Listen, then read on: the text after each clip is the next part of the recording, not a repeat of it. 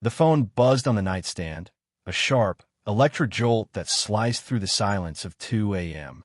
My heart lurched, not from the sound but from the name glowing on the screen. Lila. Her text burned into my retinas. I think maybe we need to break up.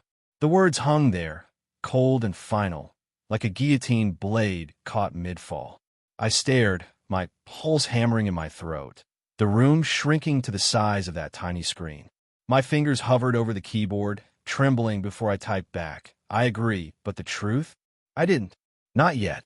The apartment was suffocating, the air thick with the stale scent of last night's takeout and the faint lavender of Lila's perfume lingering on the couch. We'd been together 3 years, our lives tangled like the charging cables knotted on my desk. I'd ignored the signs, her late nights at the gallery, the way her laughter felt rehearsed, the unanswered texts piling up like unpaid bills. But that message, those words, they ripped the veil off. I wasn't shocked by her suggestion. I was shattered by how much I'd already known. I replayed the last month in my head, each memory a shard of glass. The way she'd flinch when I touched her, subtle as a breeze, but sharp as a slap. The work calls she took in the other room, her voice low, too intimate for colleagues. I'd rationalized it. She's stressed, the gallery's demanding, she's just private. But doubt had crept in, a slow poison. 2 weeks ago, I'd found a receipt in her coat pocket. Dinner for 2 at La Roserai, a place we'd never been together.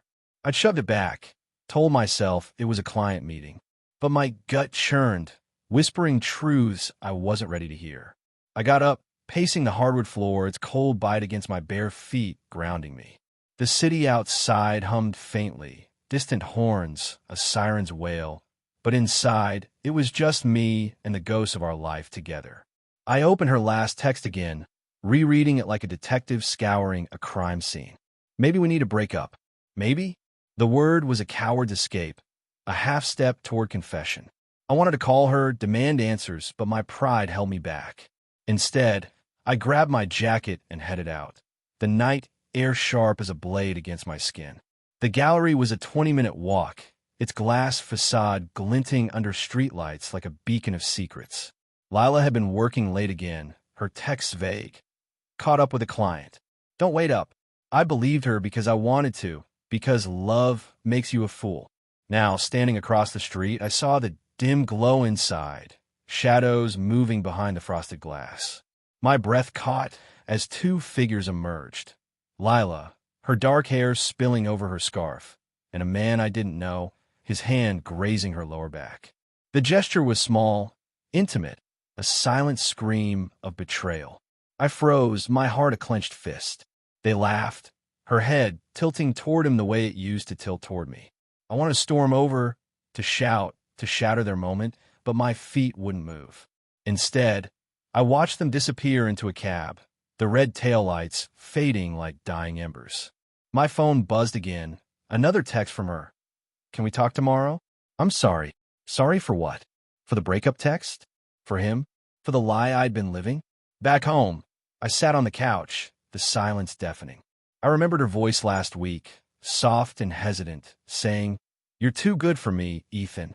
I'd laughed it off, kissed her forehead, ignored the crack in her words.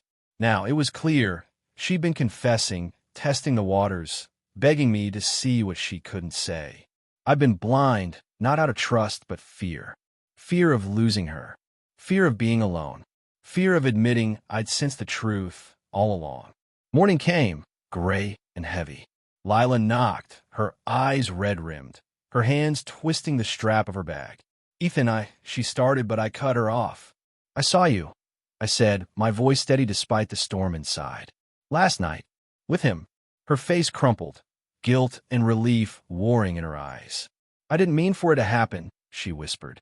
"It was a mistake, but I don't know how to fix this." "You don't," I said, the words tasting like ash. "You chose." She nodded, tears spilling, and left. The door clicked shut, final as a gunshot. But the twist wasn't her leaving. It was the photo I found later, tucked in a book she'd left behind. Her and me, smiling, from our first date. On the back, in her handwriting, "I'll always love you. I just don't know how to stay." I sat there, the photo trembling in my hands, realizing the betrayal wasn't just her infidelity. It was her love, still real, still breaking me apart.